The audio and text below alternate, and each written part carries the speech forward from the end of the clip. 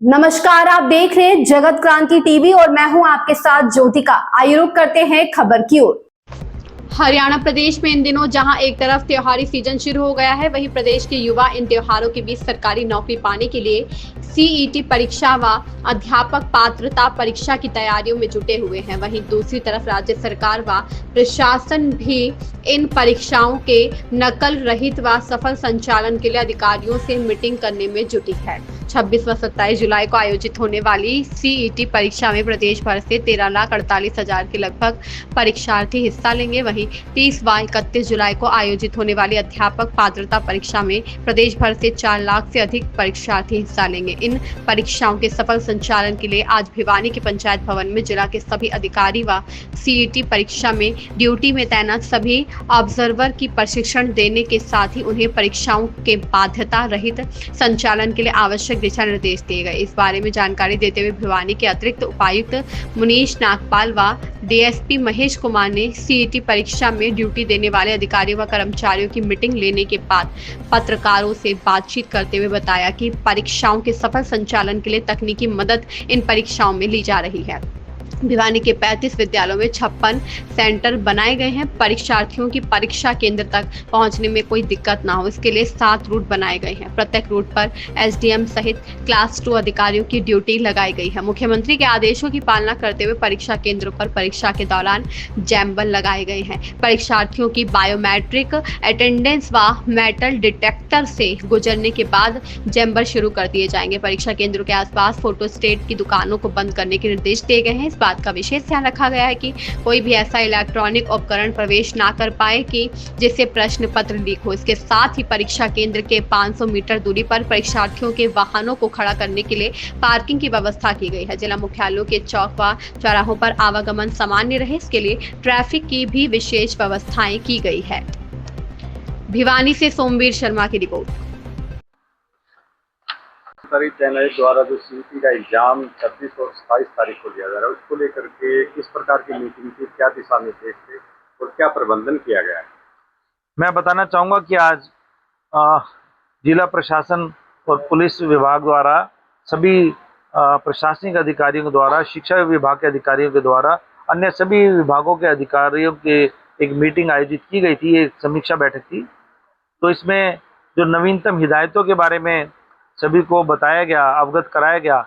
इसमें एसडीएम साहब हैं, एसडीएम भिवानी हैं, एसडीएम लोहारू हैं, एसडीएम सिवानी हैं, सभी लोगों द्वारा इससे अवगत कराया गया। सिटी मजिस्ट्रेट इन हिदायतों बारे में बताया। जिला शिक्षा अधिकारी ने अपने शिक्षा विभाग के अधिकारियों कर्मचारियों को आवश्यक दिशा निर्देश दिए तथा एसपी साहब द्वारा पुलिस द्वारा किए गए प्रबंधों के बारे में बताया गया और यह बताया गया कि किस प्रकार से क्या किया जाना है, क्या नहीं किया जाना है, क्या डूज एंड डोंट्स हैं, उसके बारे में जिला प्रशासन द्वारा भी अवगत कराया गया। आज जैसा कि बताया गया कि हमारे इस जिला में मुख्यालय स्तर पर कुल 35 जो विद्यालय हैं, जो इसमें केंद्र बनाए गए हैं, परीक्षा केंद्र बनाए गए हैं और 35 विद्यालय और नंबर ऑफ सेंटर 56 है। 56 इसमें जो हमारे सेंटर्स बनाए गए हैं और जिला प्रशासन द्वारा रोडेज और सेक्रेटरी आरटीए के द्वारा व्यवस्था की गई है। इसमें 7 अलग अलग रूट्स बनाए गए हैं। उन रूटों पर अलग अलग अधिकारी की व्यवस्था की गई है। जैसे रूट नंबर 1 पर 15 विद्यालय हैं, उसमें एसडीएम साहब ओवरऑल इंचार्ज बनाए गए हैं। 2, 3, 4 पर एसडीएम लोहारू इंचार्ज हैं। 5 से 7 पर एसडीएम तो शाम इंचार्ज है अलग अलग विद्यालयों के। तो उनके साथ 40 अतिरिक्त तौर पर ड्यूटी मजिस्ट्रेट भी दिए गए हैं। उन रूटों पर किसी प्रकार की किसी भी परीक्षार्थी को, किसी भी अभ्यर्थी को कोई दिक्कत नहीं होनी चाहिए, ताकि अगर उन्हें निर्धारित समय पर उनके सेंटर पर पहुँचाया जा सके। इसके लिए मुख्यमंत्री महोदय के निर्देश थे, हरियाणा सरकार के निर्देश के अनुसार बसों की भी व्यवस्था की गई है। उनको अपने गंतव्य तक पहुंचाने के लिए अन्य जिलों से यहाँ लाने के लिए व्यवस्था की गई है। यहाँ से उनको केंद्रों पर ले जाने के लिए जो सरकारी बसों की व्यवस्था भी है, साथ में प्राइवेट बसों की भी व्यवस्था की गई है और उन रूटों पर अधिकारी भी लगाए गए हैं ताकि किसी प्रकार की कोई दिक्कत ना हो। उसमें नोडल अधिकारी लगाए गए हैं।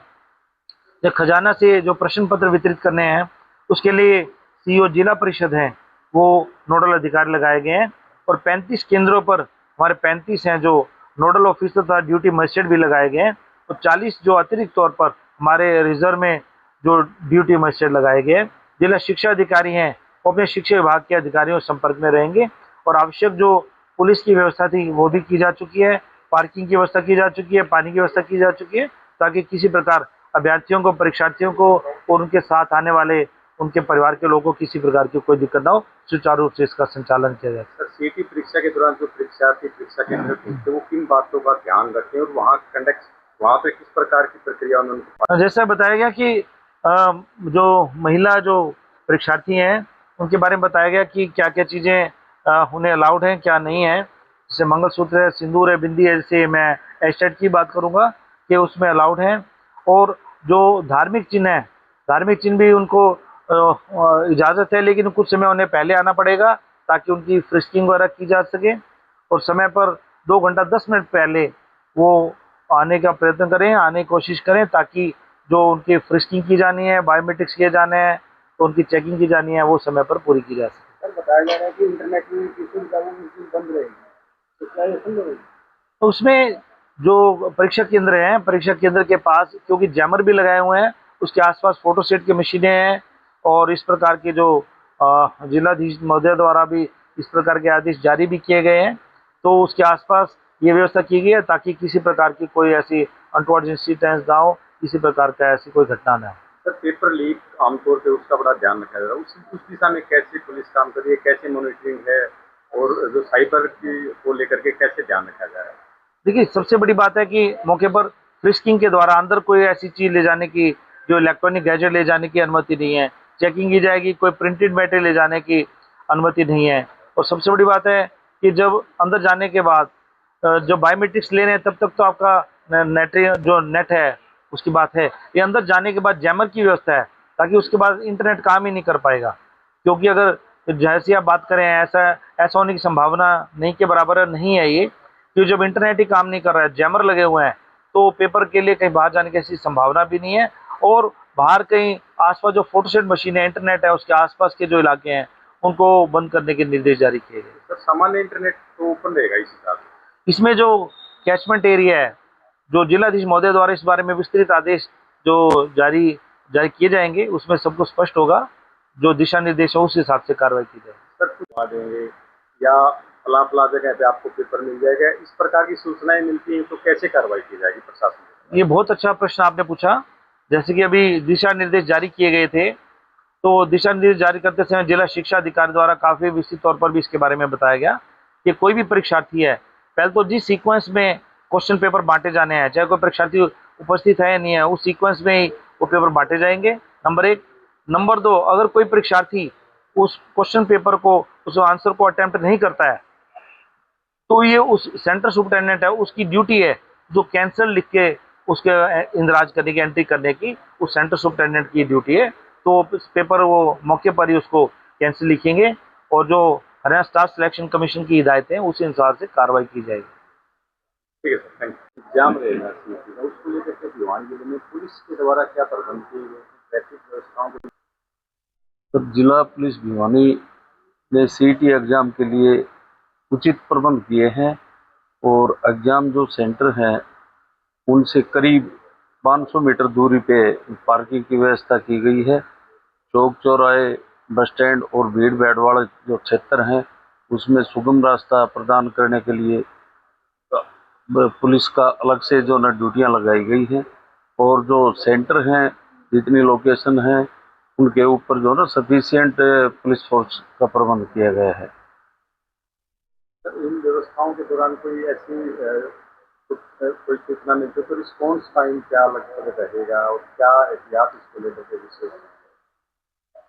इनके लिए अगर कोई अव्यवस्था होती है या कोई इस टाइप की घटना होती है, कोई पेपर लीक वगैरह होता है, तो हमारी जो साइबर सेल की है तो तुरंत रिस्पॉन्स हमारी जो ना 10 के करीब जो पेट्रोलिंग पार्टियां हैं वो करीब 200 मीटर के एरिया में ही मतलब जो ना 3-4 सेंटरों पे एक टीम लगाई गई है, तो उसके लिए हम तुरंत जो ना एक्शन लेंगे। अमूमन सर कोचिंग सेंटरों के संचालकों को ये माना जाता है पेपर लीकेज में काफी भूमिका है। इस संबंध में आप लोगों ने दिखाई है, इस संबंध में हम 3-4 दिन से ही मतलब लगे हुए हैं। अगर कोई इस टाइप की कोई घटना ना हो, हम जो ना होटल वगैरह हैं और हैं, कोई एकेडमी है, कोई ऐसे इंस्टीट्यूट हैं, उनकी हम तलाशी जो ना ले रहे हैं। धन्यवाद, थैंक यू। इस खबर में बस इतना ही। बने रहिए जगत क्रांति टीवी के साथ।